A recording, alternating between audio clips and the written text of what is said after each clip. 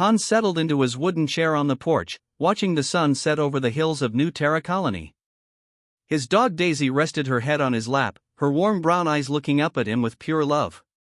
He scratched behind her ears, feeling the tension in his shoulders ease. "Just you and me against the world, girl," he said quietly. 5 years had passed since Han left the military. 5 years of trying to forget what they had turned him into. The scars on his body told only part of the story. The real damage lay beneath his skin, the neural implants, bone reinforcements, and combat systems that once made him the perfect soldier. Daisy whined softly and pushed her nose against his hand. She always seemed to know when his thoughts drifted to darker places. Hans smiled. Before Daisy, he'd spent months unable to sleep, haunted by the faces of those he'd killed as Phantom, the military's most effective operative. "Time for dinner," he said, rising from his chair. Daisy bounded ahead, her tail wagging with excitement. Their cabin sat 20 kilometers from the nearest settlement, just as Han preferred. He'd built it himself, a simple structure with solar panels and a small garden. The isolation kept him safe from questions about his past. It kept others safe from what he might become if his combat systems ever reactivated. After dinner, Han checked the security perimeter. Old habits died hard before preparing for bed. Government alerts had mentioned new alien visitors to the colony, but Han paid little attention to politics these days. The Take delegation had arrived to discuss trade agreements, or so the reports claimed. Their ships had been spotted in the southern hemisphere, far from his northern hideaway. Daisy curled up at the foot of his bed as she did every night, a warm presence that kept the nightmares at bay. Morning brought the sound of birds and Daisy's cold nose pressing against Han's face.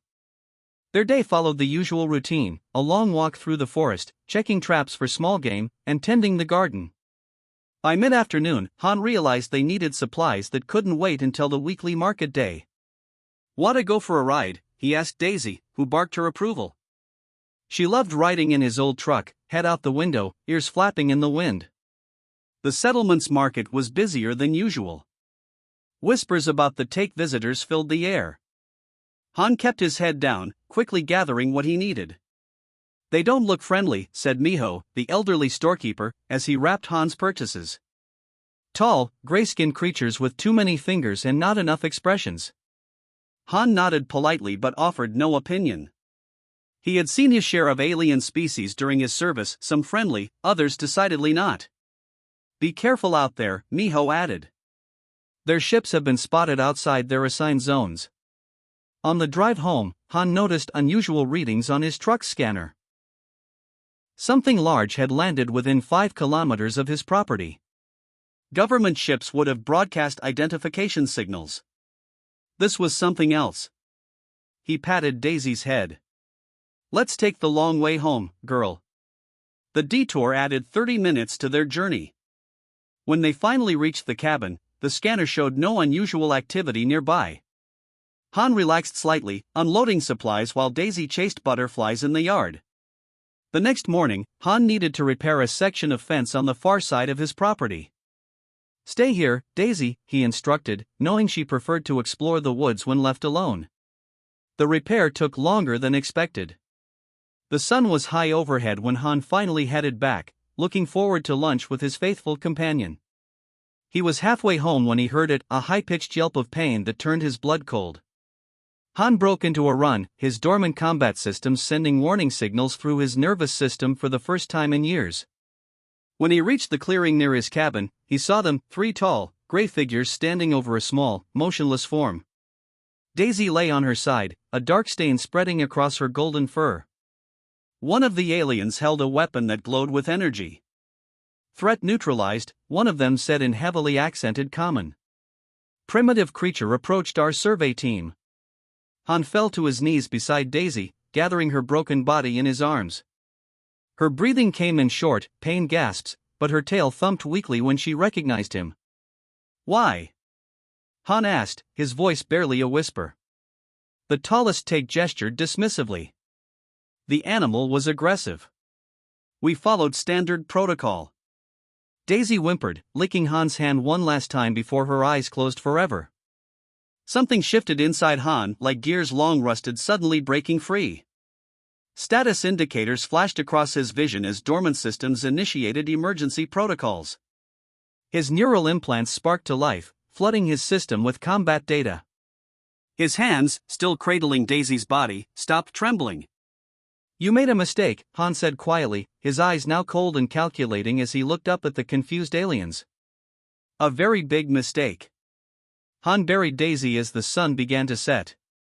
He dug the grave with his bare hands, refusing to use tools, letting the physical pain distract him from the hollow feeling in his chest. He placed her favorite toy, a worn blue ball, beside her before covering the grave with earth and marking it with stones. Inside his cabin, Han moved with mechanical precision. He pulled up the loose floorboard under his bed, revealing a metal case he had hoped never to open again. The military-grade container required his thumbprint, voice confirmation, and a 16-digit code that only he knew. The lid hissed open, revealing the tools of his former life. Neural interface connectors gleamed under the cabin's dim light. A small communication device lay next to them, untouched for 5 years. Han's hands trembled slightly as he picked it up. When activated, the device projected a small holographic screen. Han entered a series of codes he had memorized and never forgotten. After several moments of static, a woman's face appeared. "Identification required," she said sharply, her eyes widening as recognition dawned. "Han? Is that really you?" "Hello, Captain Kim," Han replied, his voice flat. "Your signal disappeared 5 years ago. We thought you were dead." Captain Kim leaned closer to her screen. "Why are you contacting us now?" "I need information on the Take delegation." Captain Kim's expression hardened. "This is a secure channel, so I'll be direct. They're not what they claim to be. Our intelligence shows their diplomatic mission is actually a scouting operation. They're mapping our defenses, testing our responses." "They killed my dog today," Han said. "Said she was aggressive." Captain Kim was silent for a moment. "They're pushing boundaries, Han. Seeing what they can get away with." Han nodded slowly. "They've found their answer." After ending the transmission, Han removed his shirt, revealing the faint surgical scars that marked where his combat implants had been integrated. He attached the neural connectors to specific points on his back, neck, and temples. Pain shot through his body as dormant systems reconnected. Status indicators flashed across his vision. Combat systems, reactivating. Neural interface, connected. Physical enhancements, online. Tactical assessment, processing. Han gasped as information flooded his consciousness. His senses sharpened. He could hear a mouse scurrying in the walls, smell the ozone from approaching rain, see dust particles floating in the air. His mind processed input at inhuman speeds, calculating probabilities and tactical options. He moved to the small shed behind his cabin. Behind a false wall lay the rest of his past, a suit of advanced tactical armor designed to work with his enhancements. The black material was lightweight but stronger than steel, with built-in systems that increased his already formidable abilities. As Han suited up, memories surfaced of operations he had performed as Phantom. The countless missions where he had been less than human, more like a weapon aimed at targets by his handlers. He had been the best, completing assignments others couldn't survive. He'd left that life behind when the nightmares became too much, when he could no longer tell if the voice in his head was his own or his programming. Daisy had brought him back, taught him to be human again. Now she was gone, and with her, his reason to resist what he truly was. Han accessed colony security networks through his implants, locating the Take base 7 kilometers south of his property. 26 life forms registered on his scan. Their defensive systems were advanced but familiar enough to his tactical database. His enhanced vision picked up the tracks left by the Take patrol that had killed Daisy. 3 sets of footprints. His systems identified them instantly: standard reconnaissance pattern, light weaponry, minimal armor. Overconfident. Han's body felt different now, lighter and more powerful as his enhancements fully integrated. He could feel his heart rate adjust, his muscles respond with perfect efficiency, his mind clear of emotional distractions. He packed minimal supplies and weapons. He wouldn't need much.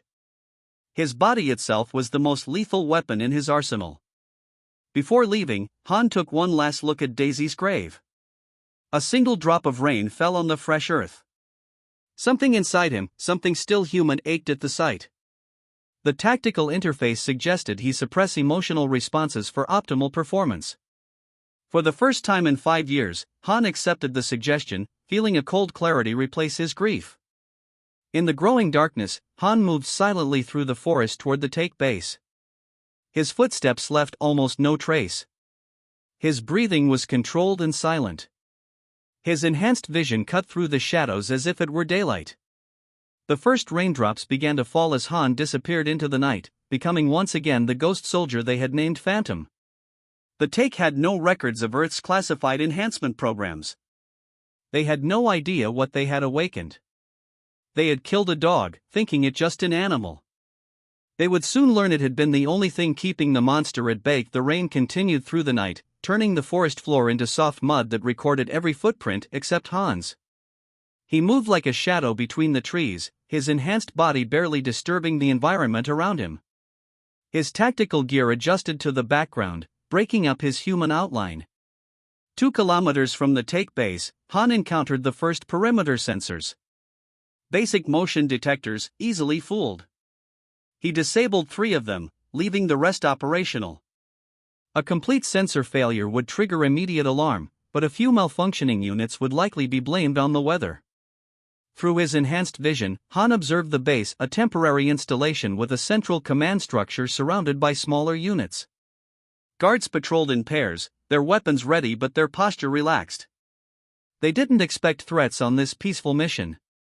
Han's tactical system identified patrol routes, blind spots, and optimal entry points. It also tagged primary targets, communications array, power generators, and the command center. His first move was simple. He redirected a perimeter sensor to create a false alert on the far side of the camp. When 2 guards went to investigate, Han slipped past their position. Inside the base perimeter, he moved quickly to the communications array. His neural interface connected wirelessly with their systems, downloading their transmission logs while planting a subtle program that would create increasing interference in their communications. The logs confirmed Captain Kim's assessment. This was no diplomatic mission. The Take were mapping human settlements, studying defenses, and noting exploitable weaknesses. Sector 17 clear, a voice said in the darkness. Han froze, becoming nearly invisible as a Take patrol passed within 3 meters of his position. These soldiers were different, better armed and more alert than the perimeter guards. Elite hunters. Han waited until they passed before continuing toward the power grid. As he approached, his tactical display flagged movement, a lone Take technician performing maintenance. The alien never saw Han coming. One moment he was adjusting settings on a control panel, the next, a hand clamped over his mouth while another applied precise pressure to nerve centers in his neck. The technician slumped unconscious, hidden behind equipment where he wouldn't be found immediately. Han placed small devices on key power nodes, not to destroy them, but to create unpredictable fluctuations that would strain both equipment and nerves. By dawn, the Take base was experiencing technical difficulties. Communications dropped intermittently. Power surged and dimmed in random sectors. Security cameras showed false readings. Commander Rill called his security team together as alarms sounded for the 3rd time with no clear cause. Report, he demanded. 3 perimeter guards missing, Commander, the security chief responded. Last contact was 2 hours ago near the western sector. Equipment malfunction? Possibly, but the chief hesitated. We found this. He placed a small object on the table. A Take communication device, smashed beyond repair. And this was attached to it. He unfolded a piece of cloth with strange markings. Rill's eyes narrowed. What is it? A human symbol, sir. A dog's paw print.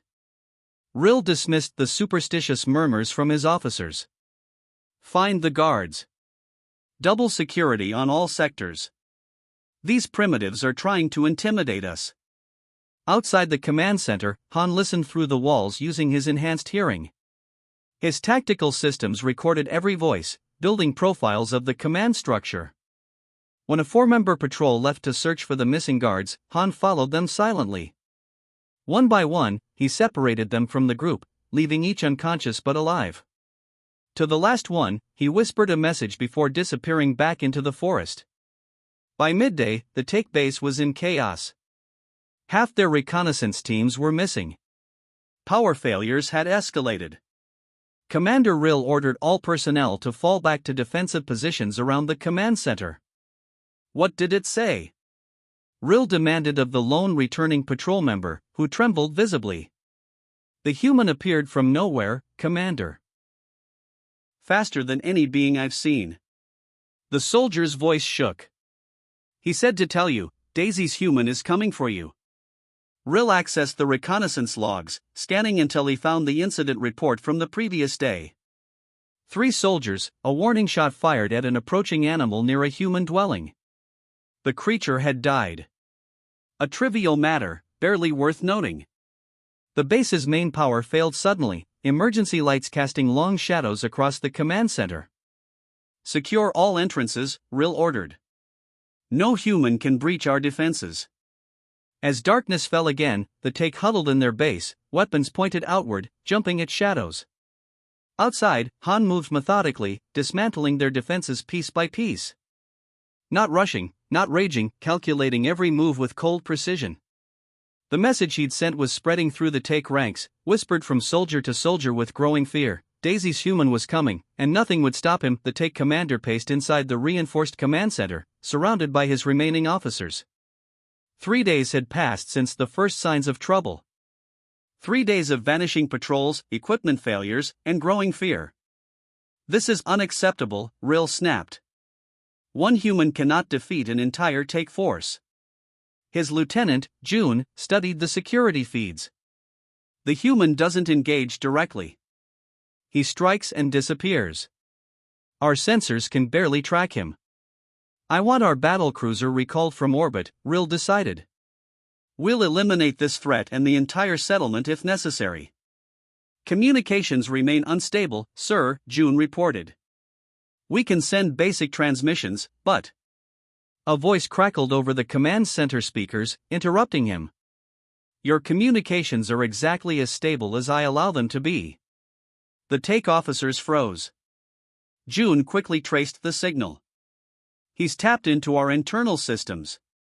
Human, Rill addressed the air around him, whatever grievance you have. You know my grievance, Han's voice replied coldly.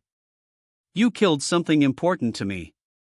Rill gestured for June to locate the intruder while he kept talking.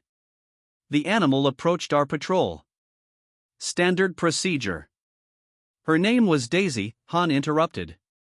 She was gentle. She never harmed anyone. June signaled that he had triangulated the transmission source just outside the western perimeter. This is war, human, Rill warned. Your colony will suffer for your actions. The transmission cut off. Rill immediately dispatched his best remaining squad to the western perimeter. They moved quickly through the darkened base, weapons charged to maximum power. The squad leader reported back minutes later. Perimeter secure, Commander. We found a small transmission device attached to our communications array. No sign of the human. He's leading us around, June realized. Making us waste resources. Rill slammed his fist on the console. Assemble all remaining troops. We'll force this human to face us directly. Outside the base, Han observed the take movements through his tactical display. Their patterns were becoming predictable, concentrated defenses, minimal offensive action. They were trapped in their own base, afraid to venture out. Han's enhanced body needed little rest. For 3 days, he had maintained constant pressure, never directly attacking, but always present, always watching. The psychological impact was devastating. Take soldiers fired at shadows. Equipment malfunctioned at critical moments. Supplies dwindled as no one dared leave the base. Now, Han prepared for direct contact. His tactical systems had identified the take's weakness, their rigid command structure. Without clear orders, individual soldiers struggled to adapt. As night fell, the take gathered in defensive formation around their command center. Floodlights illuminated the perimeter, leaving no shadows for an attacker to hide in. "Hold position," Rill ordered. "If it's our cruiser, we'll end this immediately." A small object landed in the center of the take formation. Not an explosive, a simple handheld device. It projected a holographic image of a dog, golden fur, friendly eyes, wearing a blue collar. "Daisy," Han's voice came from everywhere at once. "Remember her face." The floodlights failed simultaneously. In the sudden darkness, confusion erupted among the take ranks. When emergency lighting activated seconds later, 3 soldiers had vanished without a sound. "Where is he?" The take soldier cried out, firing blindly into the night. "Everywhere," came the whispered reply directly behind him. Han moved through the take formation like water, his enhanced speed making him nearly invisible. He disabled weapons, separated groups, and created chaos within their carefully organized defense. Inside the command center, Rill watched in horror as his forces scattered. "Stand your ground," he shouted over the communication channel. "They cannot hear you," Han's voice said from the doorway. Rill and June spun around, weapons raised. Han stood there, his tactical suit absorbing and redirecting the light around him. His face remained in shadow, but his eyes reflected the emergency lights, cold, calculating. "Impossible," June whispered. "The doors are sealed." "What are you?" Rill demanded. "Something your intelligence failed to discover," Han replied. "Earth didn't share everything with the galactic community. Some projects remained hidden." June fired his weapon. The energy blast should have vaporized any human. Instead, Han's suit absorbed the energy, redistributing it in a wave that knocked both take officers backward. "Your soldiers outside are disabled, not killed," Han said, approaching slowly. "I'm not like you. I don't kill without purpose." Rill struggled to his feet. The animal was a threat. "Her name was Daisy," Han corrected him. "She was a dog. My dog. The only living thing that kept me human." His hand moved faster than either take could track, disarming them both. "I want you to understand something before the end," Han said quietly. "The dog you killed so casually was kind. She was innocent. She was mine. And killing her was the last mistake your forces will ever make." The take battleship entered New Terra Colony's atmosphere, its weapons systems powering up as it descended toward the coordinates of the distress signal. Inside the command center, Rill watched Han with a mixture of fear and defiance. "Our ship carries enough firepower to level this entire region," Rill said, trying to keep his voice steady. "Surrender now, and perhaps your colony will be spared." Han stood motionless, his enhanced senses detecting the approaching vessel. His tactical systems calculated options, presenting them in his field of vision. The take commander did not understand that the battleship's arrival changed nothing. "You still think this is about winning," Han said quietly. "It's not. It's about consequences." He raised his hand to his neural interface, establishing a connection with the take base's remaining communication system. Complex code streamed through his consciousness as he bypassed security protocols and accessed the battleship's command frequency. "What are you doing?" June demanded, watching Han's expressionless face. "Teaching a lesson," Han replied. Above them, the take battleship suddenly veered off course, its engines sputtering as conflicting commands flooded its navigation system. Warning lights flashed across its bridge as weapon systems went offline one by one. "Impossible," Rill whispered. "Our systems are isolated." "Your encryption was designed to stop conventional hackers," Han explained. "I'm not conventional." His enhanced mind worked through millions of calculations per second, disabling the battleship's offensive capabilities while keeping life support and basic flight systems operational. The ship would survive, but it would not fight today. "You don't understand what you've done," Rill said, desperation creeping into his voice. "This act of war will bring the full might of the Take Empire down on your world." A new voice crackled over the communication system. "This is Captain Kim of Earth Defense Force. Take vessel, power down immediately. You are in violation of Treaty Section 12, prohibiting unauthorized military action in colony space. Han's lips curved in a slight smile. You were never alone here. Your reconnaissance failed to detect our hidden defenses. Through the command center viewport, they could see 3 Earth vessels decloaking, their weapons trained on the disabled Take battleship. Han, Captain Kim's voice came through his private channel. We've been monitoring since you activated your systems. Stand down. We'll handle this officially. For a moment, Han stood at a crossroads. His tactical systems presented the most efficient course of action: eliminate the Take command structure, ensuring they could never threaten him again. His finger hovered over the trigger of his weapon, Daisy's final moments replaying in his mind. Your enhancement program was unauthorized, Rill said, mistaking Han's hesitation for weakness. The Galactic Council will condemn your government when they learn humans have developed such weapons. I'm not a weapon, Han replied softly. I'm what happens when you force someone to become one. He lowered his weapon slightly. The Council will also learn that humans can show mercy, even when it isn't deserved. Earth Defense Forces breached the compound minutes later, securing the surviving Take and their disabled equipment. Captain Kim found Han standing alone outside the command center, looking up at the stars. You could have killed them all, she observed. Daisy wouldn't have wanted that, Han answered simply. The incident triggered a full diplomatic crisis. Earth revealed evidence of the Take's true mission, forcing a renegotiation of interstellar treaties. New protocols were established, including strict guidelines for interaction with all Earth life forms, not just humans. 3 months later, Han stood on his porch, watching a transport ship depart with the last of the Take delegation. Their replacement ambassadors had arrived with formal apologies and reparations for the colony. Captain Kim's vehicle appeared on the horizon, kicking up dust as it approached his property.